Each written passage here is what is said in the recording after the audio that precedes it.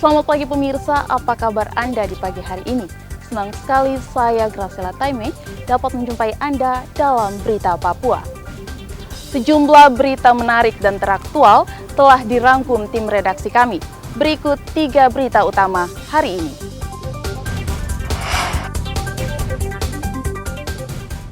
Kesal belum diangkat menjadi ASN, puluhan tenaga honorer berunjuk rasa di kantor kepegawaian daerah Papua Barat. 5 kompi Brimob disiagakan di sejumlah daerah rawan saat pengesahan Undang-Undang Otonomi Baru hari ini. Kejaksaan Tinggi Papua usut dugaan korupsi pemasangan kabel listrik di Kabupaten Pegunungan Bintang yang diduga merugikan negara 17 miliar rupiah.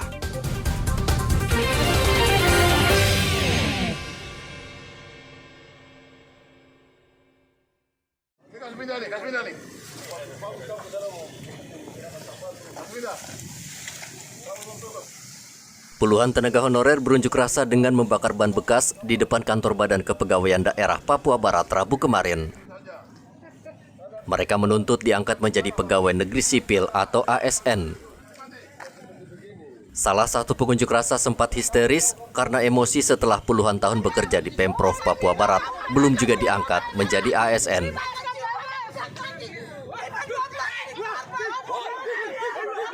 Penjabat Gubernur Papua Barat, Paulus Waterpauw, menemui para pengunjuk rasa dan memerintahkan mereka membuka blokade serta memadamkan api. Ia meminta mereka tetap tenang dan bersedia duduk serta berbicara baik-baik tanpa melakukan blokade dan penyegelan. Saya mau bicara, padamkan dulu api itu. Paulus berjanji akan membawa aspirasi mereka ke pemerintah pusat melalui Kemenpan RB. Paulus meminta pengunjuk rasa bersabar dan sama-sama mencari jalan keluar. Saya bilang oke, saya hadir di sini untuk Kemorang, jadi sabar, berdoa terus. Saya akan berangkat segera ke Jakarta dan kemudian ada rapat dipanggil, saya langsung menuju ke Kementerian PAN RB. Jadi kita urus ini dan akhirnya sudah turun itu. Sudah turun yang kemarin saya umumkan, walaupun mereka ada yang masih kurang terima ya. Tapi sebenarnya itu puji Tuhan, artinya dalam waktu cepat, dalam batas waktu yang ada ini kita bisa kolaborasi bersama, berkoordinasi, komunikasi baik, dan doa juga, dan sudah dijawab. Nah, kan tinggal saudara-saudara, adik-adik orang semua ya. Jadi saya minta ini barang-barang ini bisa dikomunikasikan. Saya sekarang sebagai penjabat gubernur itu orang bilang utusan pemerintah pusat yang menjabat di sini. Puluhan tenaga honorer ini sudah puluhan tahun mengabdi di Pemprov Papua Barat, namun mereka belum diangkat menjadi ASN.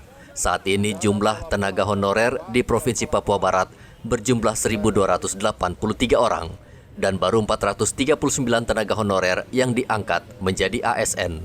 Edi Musahidin melaporkan dari Manokwari, Papua Barat.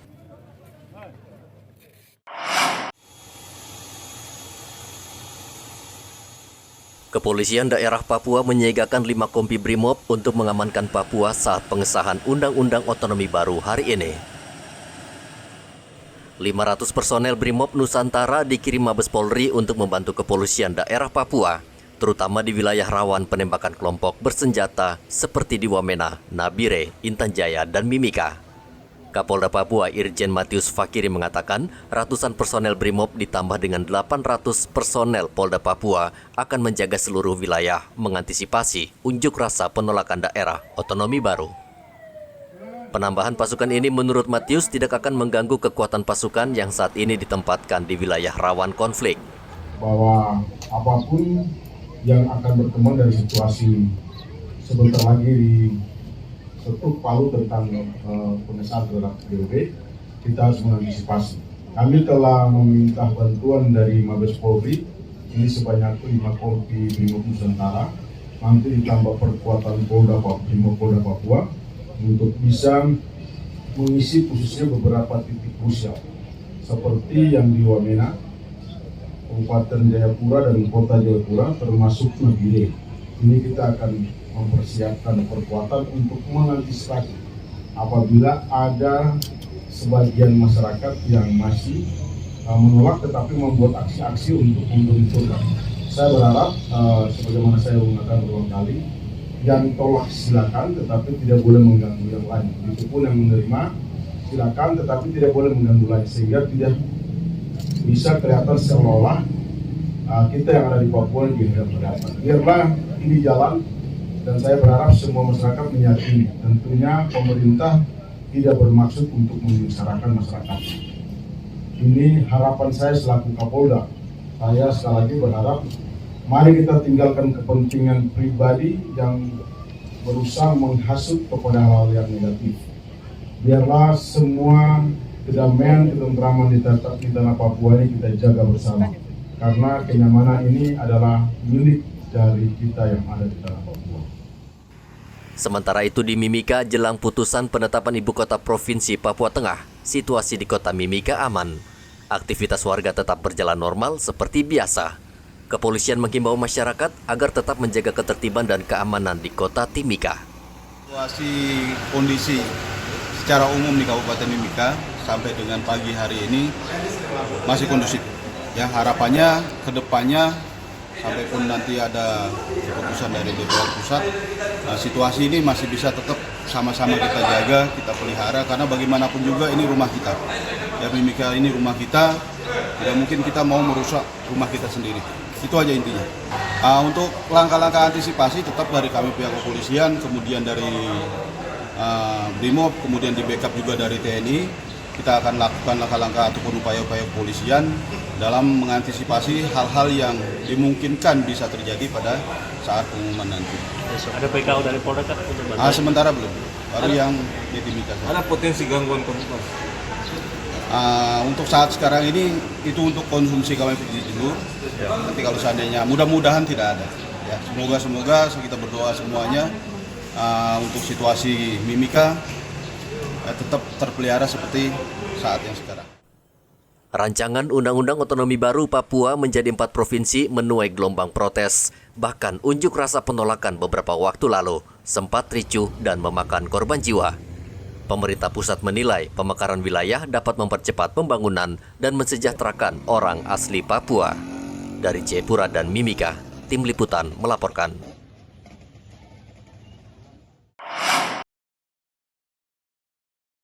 20 tahun berjuang, keinginan warga Merauke untuk menjadi bagian dari wilayah pemekaran baru, yakni Provinsi Papua Selatan, akan terkabul. Hari ini, rancangan Undang-Undang Pemekaran Wilayah akan disahkan DPR RI menjadi undang-undang.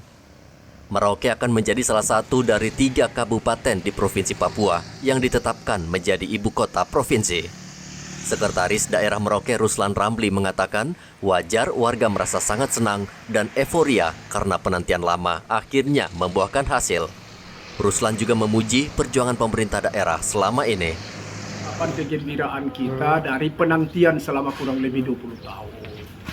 Jadi Pak Bupati sebelum berangkat kemarin ke Jakarta juga sudah mengarahkan kami di kebun sana dan ditugaskan asisten 1. Asisten 1 hari ini juga akan rapat, kemarin sudah mulai rapat untuk pawai ungkapan kegembiraan kita.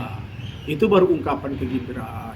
Sangat mungkin ketika Pak Bupati pulang dan undang-undangnya juga sudah disahkan, membawa undang-undang pulang, kita akan adakan syukuran. Karena ini penantian dari seluruh rakyat di PPS 4 kabupaten yang penantian sudah cukup lama, yang sudah telah digagas oleh orang tua kita, tokoh masyarakat, yaitu Pak John Kulogades sejak tahun 2002 atau 20 tahun yang lalu.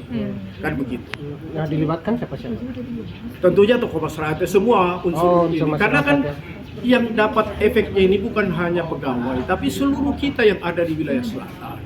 Akan ada pertumbuhan ekonomi baru, akan ada pelayanan publik yang lebih luas. Misalnya yang tadinya urusan jalan, yang kewenangan provinsi yang tadinya di Papua tentunya sudah ke PPS, kan rentang kendalinya semakin dekat. Berarti masyarakat kan semua diharapkan berpartisipasi untuk sama-sama kita bergembira atas pengesahan undang-undang itu. Jadi kita akan himbau untuk sama-sama berpartisipasi bahwa kita semua bersatu padu, bergembira atas penantian yang kurang lebih 20 tahun itu. Provinsi Papua Selatan berbatasan langsung dengan Papua New Guinea. Merauke selama ini dikenal sebagai kabupaten penghasil padi terbesar di Provinsi Papua selain perikanan dan perkebunan. Muhammad Ridwan melaporkan dari Merauke, Papua.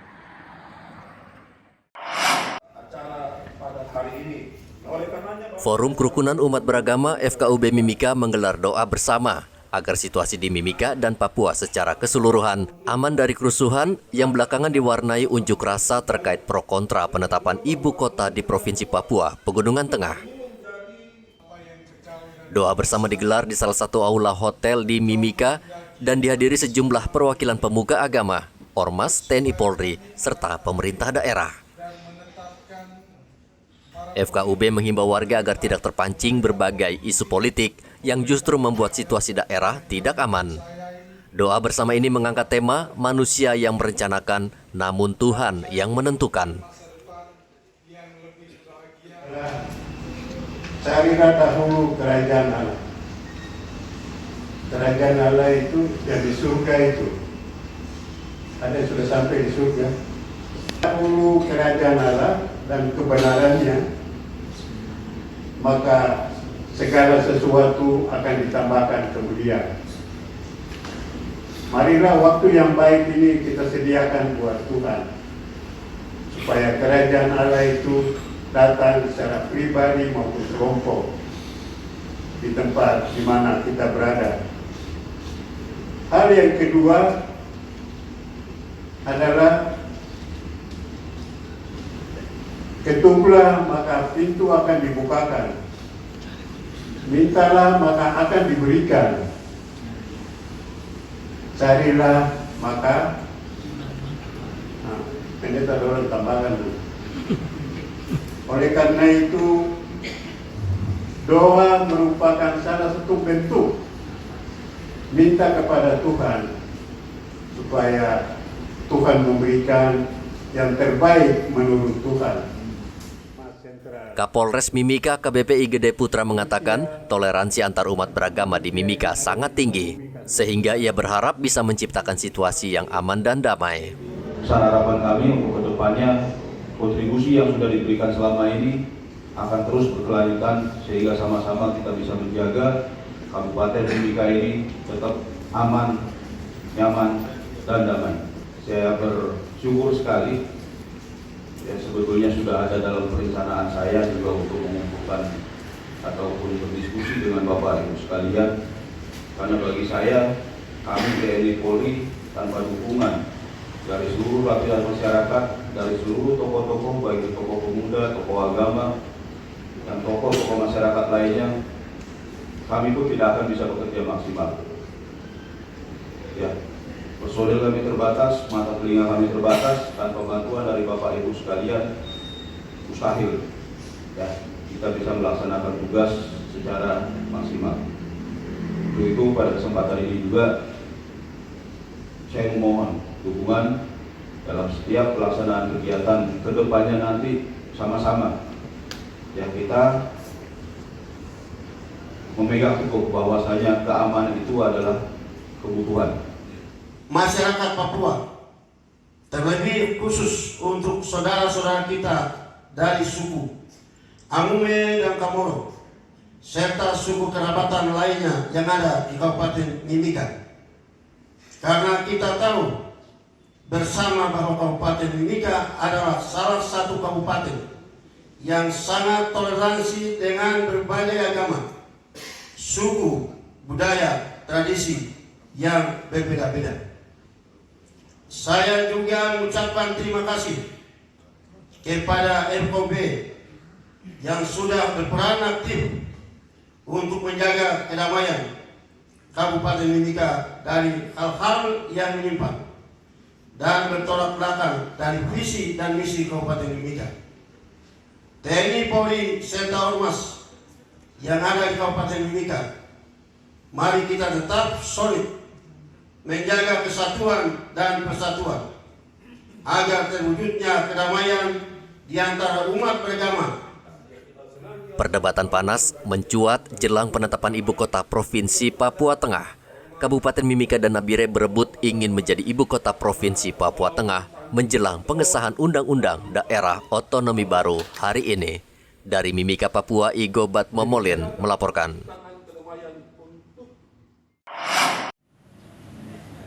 Kejaksaan Tinggi Papua Tengah mengusut dugaan kasus korupsi pekerjaan pembangunan jaringan listrik di Distrik Oksibil Kabupaten Pegunungan Bintang yang merugikan 17 miliar lebih tahun 2017. Kepala Kejaksaan Tinggi Papua Nikolaus Kondomo mengatakan kejaksaan sebelumnya menerima laporan dari masyarakat mengenai dugaan korupsi di Disprindakop terkait proyek pengerjaan pembangunan jaringan listrik. Hingga kini penyidik sudah memeriksa 7 orang saksi yang diduga terlibat atau mengetahui proyek pembangunan jaringan kabel listrik itu. Sesuai ketentuan, pihak ketiga yakni PT Nusa Power seharusnya membangun jaringan kabel bawah tanah sepanjang 18 km dengan menggunakan kabel tembaga. Namun dari hasil pemeriksaan, rentang kabel listrik tersebut hanya mencapai 3 km. Selain itu, kabel yang digunakan tidak sesuai spesifikasi yang ditentukan. Dalam perbuatan melawan hukumnya, ini tidak ditender lelang alias fiktif. Tender lelangnya, modusnya begitu fiktif. Jadi seakan-akan dibuatlah, tapi tidak secara tidak dijalankan. Nah, dibuat oleh orang tertentu. Nah, setelah itu dan spesifikasi juga berbeda. Spesifikasi kabel yang harus dipasangkan itu adalah harus tembaga. Nah, ternyata dipasang ada aluminium. Nah, aluminium. Dan dalam pekerjaan ini pun tidak selesai pekerjaannya. Tidak selesai. Anggaran cair belum 100% ya. Cuma uang muka sudah berjalan. Termin juga sudah berjalan. Kejaksaan Tinggi Papua juga menghimbau pekerja proyek atau perusahaan agar tidak mengabaikan aturan karena seluruh proyek pemerintah menggunakan uang rakyat. Sungguh kerja, aku harus takut bahwa uang yang kita gunakan adalah bukan uang pribadi, uang negara yang dipantau oleh orang banyak, dinilai oleh orang banyak, dan harus transparansi kepada masyarakat supaya masyarakat tahu benar pekerjaan ini sungguh-sungguh dilaksanakan dengan baik. Saya harapkan supaya, karena di Papua ini banyak seperti itu. Nah, tidak boleh, kasihanlah masyarakat Papua. Jangan memanfaatkan ketidaktahuan mereka. Ya, jangan dimanfaatkan. Tapi kita kerja dengan baik, mengangkat mereka. Ya, dengan kerja dengan baik, mereka memanfaatkan kan pembangunan yang sudah berjalan itu sudah jalan. Ya, mereka menikmati dengan baik. Toh. Kejaksaan akan terus mengawasi seluruh proyek yang dikerjakan di tanah Papua. Rian Tonai melaporkan dari Kota Jayapura, Papua.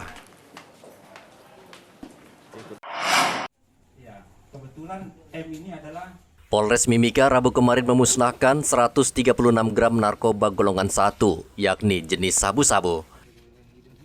Kasat Narkoba Polres Mimika AKP Mansyur mengatakan barang bukti sabu tersebut disita dari 2 tersangka yang ditangkap pada 10 Juni lalu di Kompleks Gorong-Gorong. Kedua tersangka ditangkap saat tiba di Timika karena dicurigai membawa sabu-sabu dalam jumlah besar dari Makassar.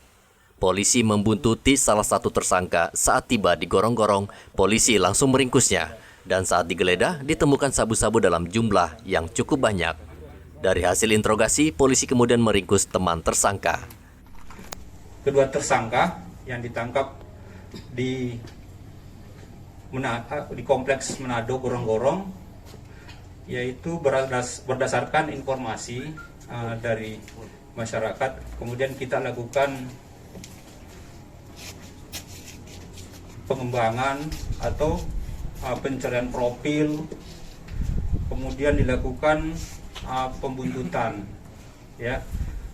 Kemudian yang bersangkutan ini dibuntuti dari SP2 sebenarnya, dari yang berlokasi dari SP2, kemudian kita ikuti sampai di kota, ya.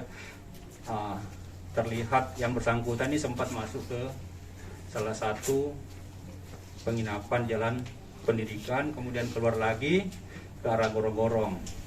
Pada saat tiba di Gorong-Gorong, kita yakin bahwa ini adalah target kita, kemudian kita lakukan penangkapan, kemudian lakukan penggeledahan, dan ditemukan barang bukti di jok motornya yang sudah siap edar, itu ada sebanyak 33 saset.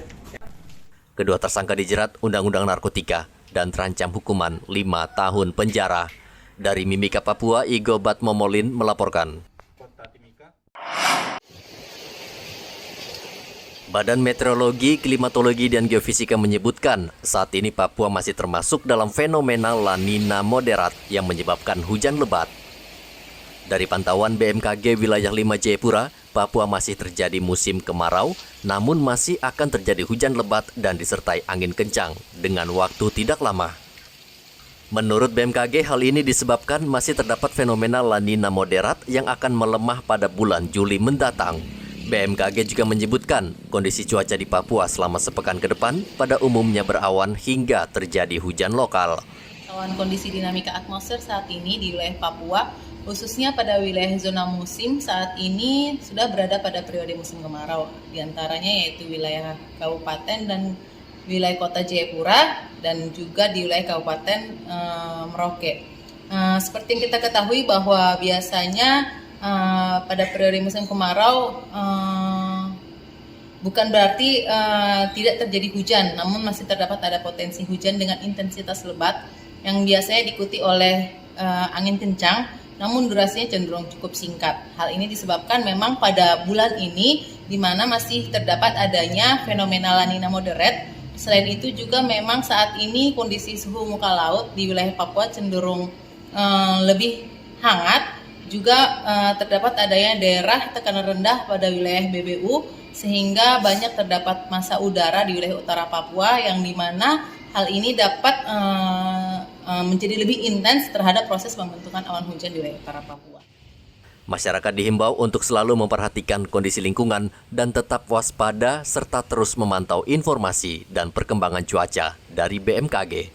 Arthur melaporkan dari Kota Jayapura, Papua.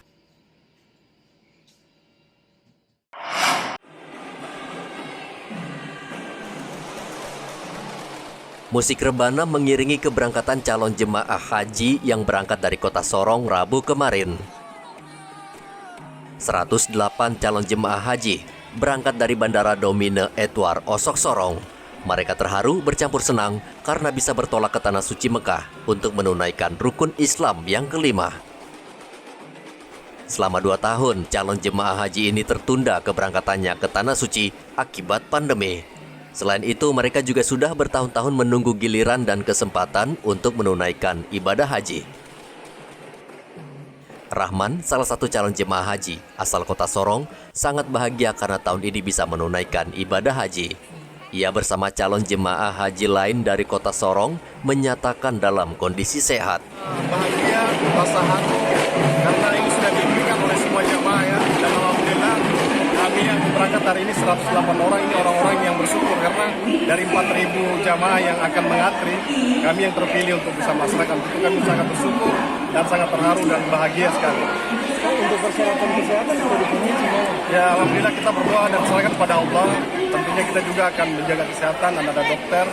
Dan insya Allah nanti di markas kita diadakan pemeriksaan dan akan dilakukan PCR. Ini berapa lama perjalanan? Kan insya Allah kurang lebih 42 hari. 40 hari. Dan akan kembali tanggal 11 Agustus insya Allah. Kepala Bandara Domine Edward Osok Sorong mengatakan Bandara Deo sudah siap menyambut keberangkatan calon jemaah haji agar berjalan lancar hingga ke Tanah Suci. Pagi ini kita memberangkatkan yang calon jemaah haji yang paling banyak di wilayah Papua Barat, jadi dari Kota Sorong, sebanyak 108 orang jemaah. Kesiapan bandara ini apa Pak? Ya, ini kesiapannya artinya bahwa untuk seremoninya sudah berlangsung tadi di masjid, karena kemarin juga Pak Wali sudah melepas secara resmi di gedung Masjid Mall. Nah, hari ini melepas dari masjid untuk keberangkatannya. Nah, bagaimana kesiapannya mengingat bahwa ini adalah bukan menggunakan pesawat charter. Jadi kita perlakukan sama dengan penumpang komersial yang lainnya, namun kita fasilitasi agar mendapatkan kelancaran sehingga tidak mengalami stres, tidak kepanasan dan lain sebagainya. Kita atur durasinya supaya nyaman, dan ini 30 menit sebelum keberangkatan kita sudah masukkan supaya di dalam terminal beliau bisa nyaman, kemudian bisa dengan tenang naik ke pesawatnya menuju ke Makassar. Rabu kemarin ada 2 pemberangkatan, yang pertama dari Kota Sorong dengan jadwal keberangkatan pagi hari, dan pada siang hari dari Kabupaten Sorong. Topan melaporkan dari Sorong, Papua Barat.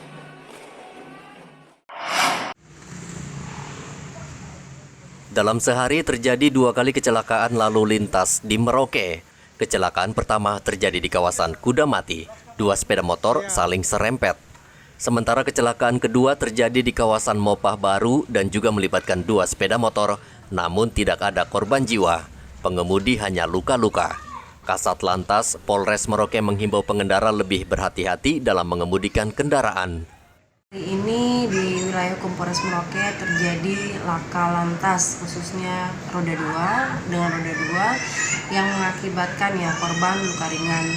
Dari kejadian ini kita mengambil kesimpulan bahwa kejadian laka ini terjadi akibat kelalaian dan juga kurang hati-hati dan kurang fokus ketika mengemudikan kendaraan roda 2. Apa himbauan sendiri dari Satlantas untuk pengguna jalan, Bu? Kami harapkan setelah kita selesai melaksanakan operasi patuh, masyarakat lebih tertib lagi dalam berkendara, terus melengkapi kendaraannya, terus fokus dalam berkendara sehingga dapat terhindar daripada kecelakaan lalu lintas. Pengendara juga diminta membawa mobil dan motor tidak dalam keadaan mabuk karena dapat membahayakan diri sendiri dan orang lain. Muhammad Ridwan melaporkan dari Merauke, Papua.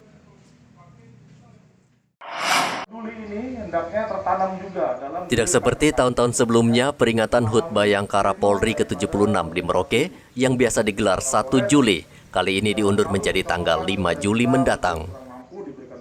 Kapolres Merauke AKBP Untung Sangaji mengatakan perayaan HUT Bayangkara akan dipusatkan di markas kepolisian Merauke dan setelah itu akan digelar syukuran.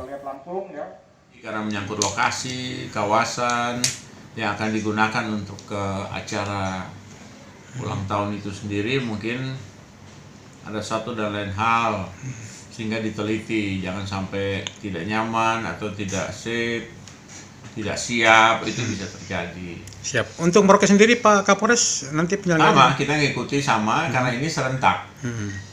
Serentak, lalu kemudian kita ada Zoom.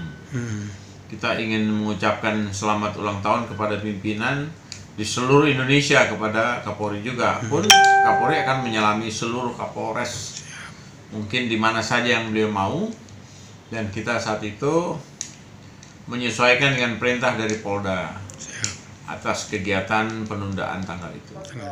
Kapolres mengatakan penundaan ini dilakukan bukan karena situasi Papua sedang siaga 1, namun karena keputusan Mabes Polri. Muhammad Ridwan melaporkan dari Merauke, Papua. Pemirsa, informasi tadi sekaligus mengakhiri jumpa kita dalam Berita Papua.